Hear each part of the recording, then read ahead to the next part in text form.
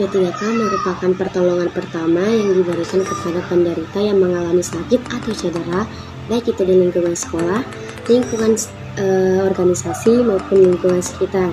Pertolongan ini diberikan bertujuan untuk menetralisasi luka yang dirasakan oleh penderita yang mengalami cedera sebelum memang diperlukan tim medis untuk datang.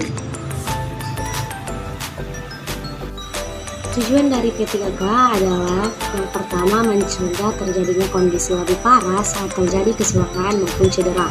Yang kedua, meningkatkan penyembuhan lebih baik. Yang ketiga, membantu penyelamatan nyawa. Sejarah dalam P3K, yaitu perlengkapan P3K atau First Aid Kit yang sudah ada sejak tahun 1800-an. Sebelumnya, belum ada panduan tertentu tentang peralatan apa saja yang bisa digunakan untuk membantu pertolongan pertama pada kecelakaan.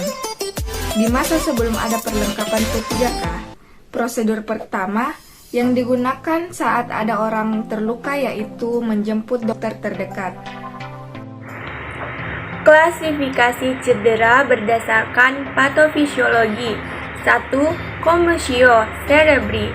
Tidak ada jaringan otak yang rusak, tapi hanya kehilangan fungsi otak sesaat atau pingsan, kurang lebih 10 menit atau amnesia, pasca cedera kepala. 2. Congestion cerebri. Kerusakan jar otak ditambah pingsan kurang lebih 10 menit atau terdapat lesi neurologi yang jelas. 3. Laserasi cerebri. Kerusakan otak yang luas ditambah robekan durameter ditambah fraktur teal tengkorak terbuka. 5 prinsip dasar dalam melakukan tindakan P3K yang benar.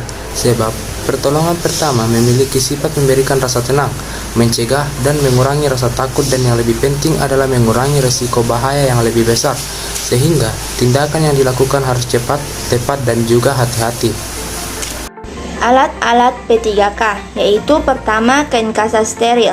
Fungsi kain kasa steril adalah untuk menutupi luka yang sebelumnya telah dibersihkan agar tidak terkena debu, kotoran, maupun partikel kecil lainnya yang bisa memicu infeksi.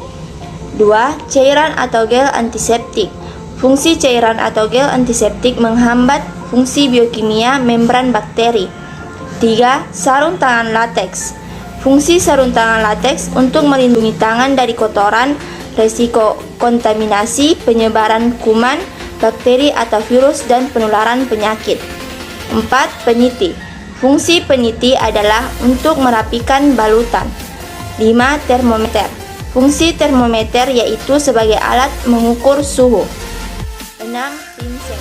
Fungsi pinset membersihkan sisa-sisa luka jahitan, menjepit kasa saat menekan luka hingga membentuk pola jahitan. 7. Gunting. Fungsi gunting untuk memotong kain kasa, perban maupun plester saat menangani luka pada kulit. 8. Senter. Fungsi untuk memperjelas kondisi luka. 9. Buku P3K. Fungsi buku P3K yaitu untuk memberikan panduan. 10. Kantung plastik. Fungsi kantung plastik yaitu untuk membuang sisa-sisa kasa perban ke tempat sampah agar lingkungan sekitar tetap steril. 11. Obat luka. Fungsi obat luka untuk membantu proses penyembuhan luka dan mencegahnya dari infeksi. 12. Masker. Fungsi masker untuk melindungi hidung dan mulut dari paparan debu, kotoran maupun bakteri dan virus. 13. Plister luka. Fungsi plister luka yaitu menutup luka.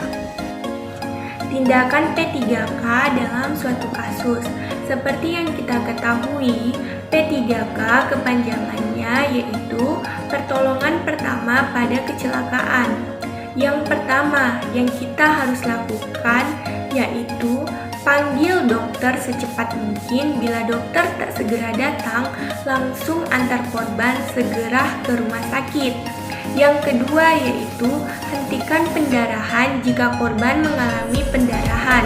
Yang ketiga yaitu mencegah dan mengatasi shock atau gangguan keadaan umum yang lainnya. Yang keempat yaitu mencegah infeksi pada korban. Seperti yang kita lihat pada gambar di atas menunjukkan bagaimana seorang melakukan pertolongan pertama pada orang yang mengalami kejang-kejang. Yang pertama dia lakukan yaitu mengendorkan pakaian ketat yang dipakai korban. Yang kedua yaitu meletakkan tangan di bagian kepala korban. Dan yang terakhir yaitu dia meletakkan pers di tanah.